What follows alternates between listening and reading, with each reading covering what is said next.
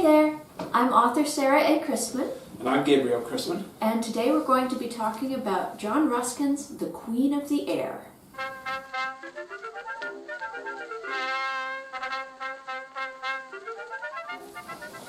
So, The Queen of the Air, I've actually got two copies here. Same book, different editions. This was written by John Ruskin, who was a very influential Victorian philosopher. He was associated very closely with the Pre-Raphaelites. So if you're familiar with all of those beautiful paintings that were done in the Victorian era, but they're on medieval themes, those are the Pre-Raphaelites. He was very much part of their crowd.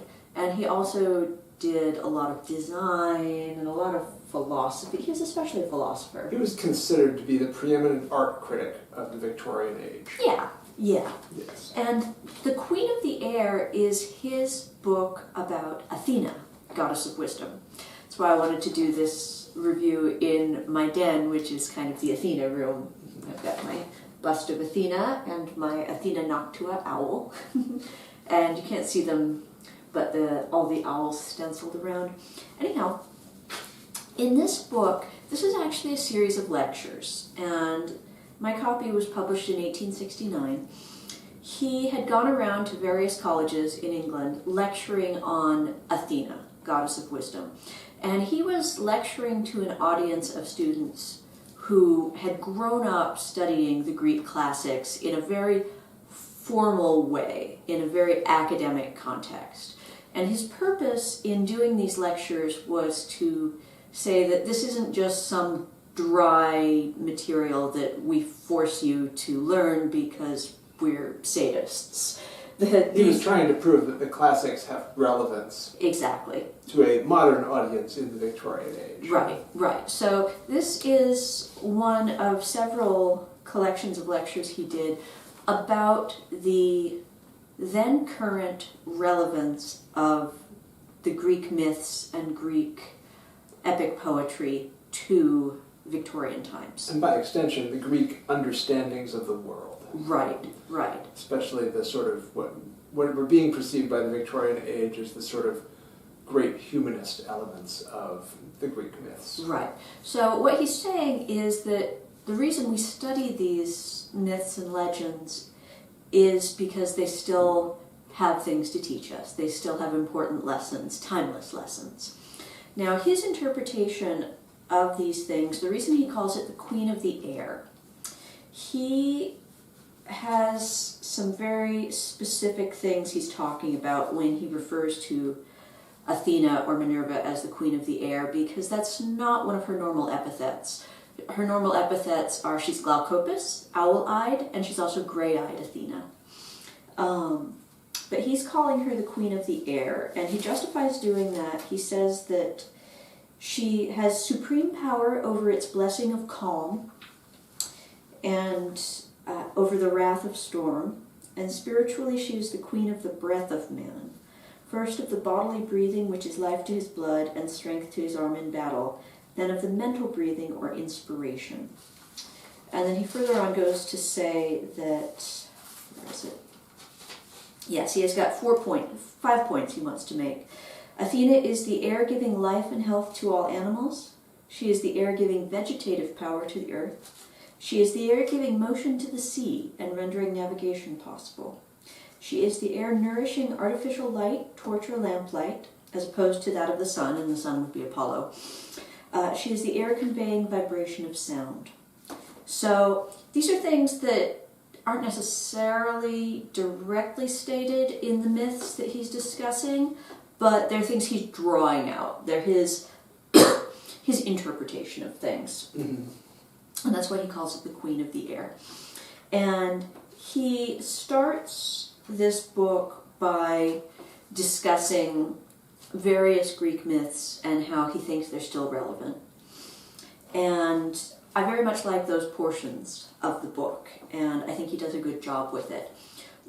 Now, I do disagree with him where he, in the last part of his book, where he goes into this deep tangent into socialism, because this whole series of lectures, yes, he is declaring that he's pointing out these myths are applicable to modern life, but they're really his interpretation of these myths as applicable to modern life. So they're very much his own style. They're very much his own style. They're not necessarily things that the ancient Greeks or Athena herself would approve of. Right. And that's especially the case when he goes into his sort of off the deep end dip into socialism. It's always made me a little bit weird. It doesn't make sense because he is really about aesthetics. Right. But he disapproves of people spending money on frivolous things. Well, and that's the deep irony of Morris and Ruskin both. Yes. That they almost have this cult of the pauper. They have this cult of the peasant, the cult of the worker, and yes. yet they're making stuff that only the richest of the rich can afford. Of course.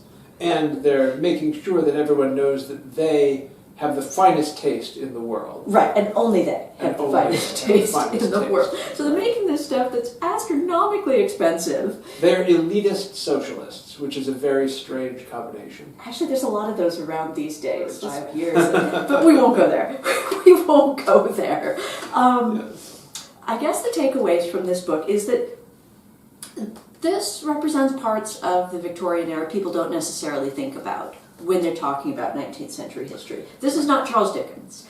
This is not Anne of Green Gables. It's not Little House on the Prairie. This is a collection of philosophical lectures that were actually under discussion. And this gentleman was seen as being one of the preeminent thinkers of the age when it came to art and right. aesthetics. Right. And he was very well known and very, very well discussed. People who couldn't afford just the smallest thing he ever made would still discuss him. And same thing with Morris. Same thing with Morris. Yes. Yeah. You didn't have to be able to afford their work to discuss their art, because a lot of magazines would print pictures of their work, and they would print either photographs or engravings of their work for people to see, and they would discuss it that way. And the more erudite magazines would post articles or lectures by Ruskin or yeah, or about them too. Or about them. Or yes. about them. So these were very well known men, and they were part of the atmosphere of the age, and they're important for that. And I do think it's very important to recognize that they were discussing the relevance of the classical paganism to the 19th century, because I think that's something that gets really overlooked. And it was an important part of Victorian history. And it was especially an important part for the educated classes. Absolutely. But I mean, even what we would now consider less educated classes, they would still know about it, because even in the one-room schoolhouses, they would right. still read. It was still, the classics were part of the education. Right, they would still read excerpts from the classics. Right. And they would still read parts of the Odyssey. They would still read, even if they weren't reading the Odyssey itself, they were reading a simplified version of it. Right, something that would be in McGuffey's. Right, exactly. Yes. And McGuffey's was, I mean, that was a standard textbook that right. everyone had. I mean, you might be writing on a piece of slate with a 1-cent pencil, but you were studying the Odyssey. Mm-hmm.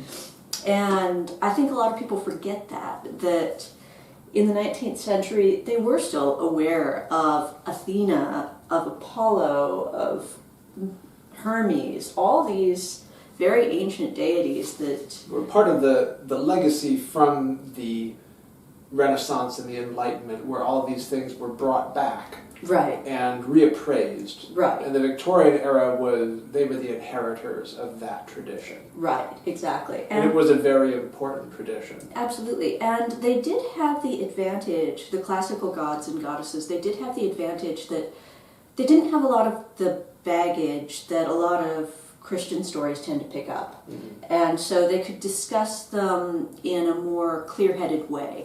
If you get into discussion of Christian stories, you get into a whole can of worms of, is one person in the room Episcopalian, and another is a Baptist, and another is a Catholic, and another is a... Right. You might have 10 different denominations in the same room, and they'll never agree on anything, or hardly right. anything. Yes. But everyone could discuss the classics. And I think that was an important part of philosophy. And in the 19th especially century. moral and ethical philosophy, Right. as well as aesthetic philosophy. And logic, Yes. honestly. Mhm. Because you could discuss the classics and Greek writings from a perspective of logic. And that's where the Enlightenment influence can be seen. Well, even the Greeks themselves got really heavy into logic. Oh yeah, it's just the Enlightenment brought that back. Yes, absolutely. Yes.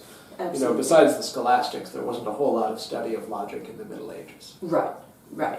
And so, again, I don't like his socialism, but I do think it's important for people to realize just how well known the Greek classics were in the 19th century and how they were being discussed. And I think that's very significant for understanding the time and the culture. So, thank you for watching today. We hope you enjoyed this video. If you did, please give it a nice thumbs up and remember to tell your friends about my books. Happy reading!